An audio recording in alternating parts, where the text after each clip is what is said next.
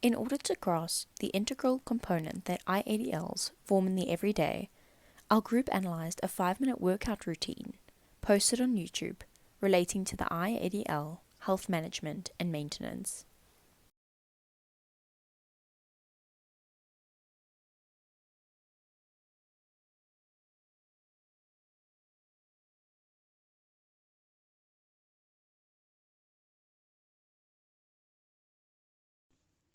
Description of the activity chosen.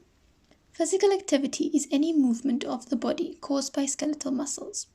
Physical exercise, however, is a more complicated subset of physical activity that includes planning, organization, repetition, and is intended to develop or maintain physical fitness.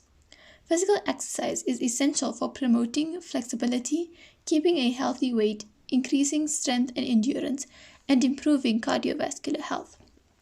Additionally, it offers several advantages for mental health, including lowering stress and anxiety, enhancing mood, and enhancing cognitive performance. A healthy lifestyle must include regular physical exercise since it prevents many chronic diseases, promotes lifespan, and improves one's general quality of life. His 5-minute workout is made up of a sequence of exercises that each target a different muscle area for a thorough, full body workout. It is a routine that can easily be done at home daily. Each exercise is done for 30 seconds. He begins with squats, which are a great way to target your lower body, especially your glutes and quads. Next, he moves into cross-back lunges, which strengthen your hamstrings, calves, glutes, and quadriceps. Following that is the Superman Full Push-Up. The Superman Full Push-Up targets your core while also working your shoulders, chests, glutes, lats, lower back, and middle back. Next is side kicks on both the left and right side for 30 seconds each. All significant lower body muscular groups will be worked out with the side kicks, with an emphasis on the quadriceps, glutes, and outer thighs. He then changes to side plank rotations on both sides. The shoulder and lat muscles, glutes, abs, and obliques are all worked out. Leg raises are his next move, providing great exercise for the core, hips, and lower back, improving overall strength. To tone the muscle, reduce the waist, and engage your prominent rectus abdominis. He ends the workout with the bicycle and toe crunches. What is the purpose of physical exercise? Weight management. Physical exercise burns calories and therefore may assist individuals in losing any excessive or unwanted weight.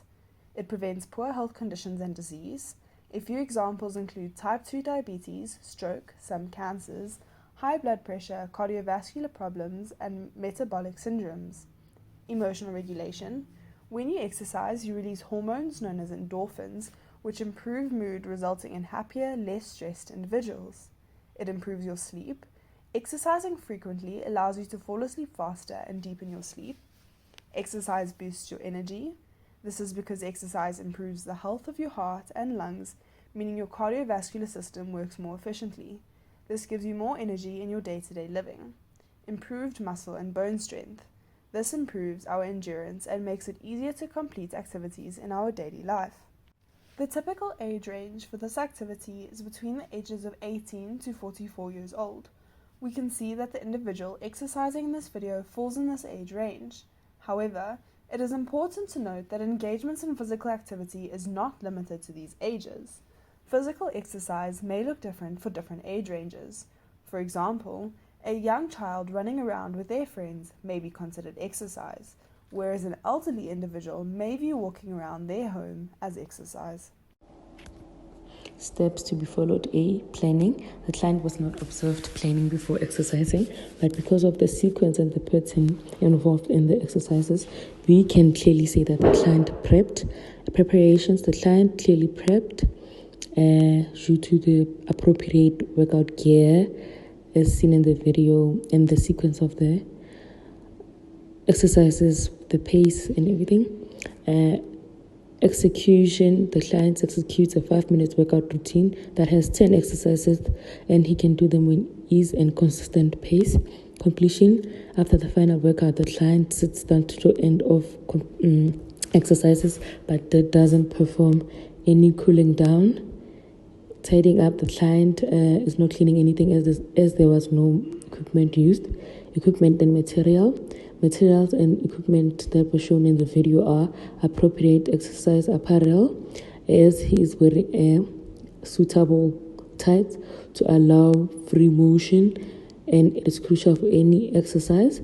He has a timer or stopwatch to keep track of time that he spends doing a specific exercise. Monitoring and feedback.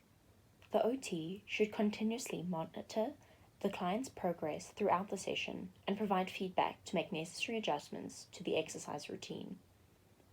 Documentation and record keeping. The OT should keep a detailed record of exercises, progress, and changes in the treatment plan, this being essential for tracking and evaluating the effectiveness of the program. Equipment and environment safety. The OT should ensure that exercise equipment is in good working condition and that the exercise environment is safe, free from hazards, and suitable for the client's needs. For example, in the reviewed clip, the client does not make use of a yoga mat or any towel, but executes jumping maneuvers on a hard floor surface, which serves as a potential hazard. Communication. The OT should establish a clear line of communication with the client to address any concerns or discomfort in order to limit the capacity for injury. Awareness of purpose. The OT should educate the client about the purpose of each exercise, proper technique, and potential risks, empowering them to make informed decisions and limit the risk of injury. There are various performance skills and client factors that an individual needs in order to participate in certain iADLs. A few of them will be covered in this slide. So we had performance skills, which the two major categories we had was motor skills and process skills. For motor skills, we had number 1, endures. The client is able to complete and persist with the tasks without any evidence of physical fatigue, as well as does not feel the need to rest in between exercises. The client does not need to stop to catch his breath in between movements. The second one is paces. The client is able to maintain a tempo that is effective and consistent and does not feel the need to slow down at any point. And the third one is stabilizers. The client is able to move throughout their task without any loss of balance or needing to prop up against a surface to keep himself stable. Then we had process skills. The most important one we found here was attends. The client focuses on the task at hand and does not look away from what he is doing, as well as does nothing to interrupt the progression of his task. Then we had client factors. There were 3 major categories we focused on, which was neuromusculoskeletal and movement-related functions, global mental functions, and specific mental functions. Neuromusculoskeletal and movement-related functions had joint stability, which was number 1, which refers to the way in which the client's joints are structurally sound for them to remain aligned and allow functional movement in terms of resistance and repetition. And number 2 was muscle tone, which refers to the amount of tension or resistance to movement of the muscle. It enables the client to maintain posture and position when engaging in various exercises. We then had global mental functions, which consisted of motivation. The client is intrinsically motivated with an internal need or drive to become fit and remain healthy. The third one was specific mental functions, which consisted of number 1, visual spatial perception, which means the client is able to interpret visual information in terms of space, depth, and position. He's also aware of the relationships of objects to themselves and to others around them.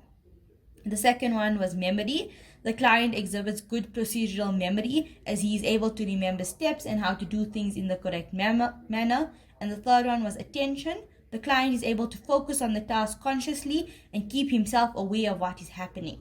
The client is able to share the attention between different stimuli.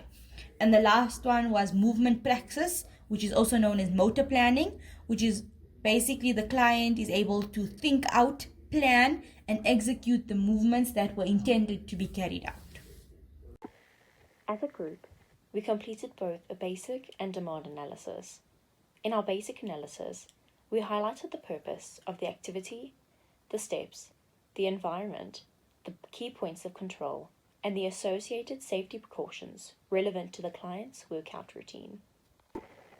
In our demand analysis, we analyze the client's motor skills, process skills, social skills, as well as a variety of applicable client factors.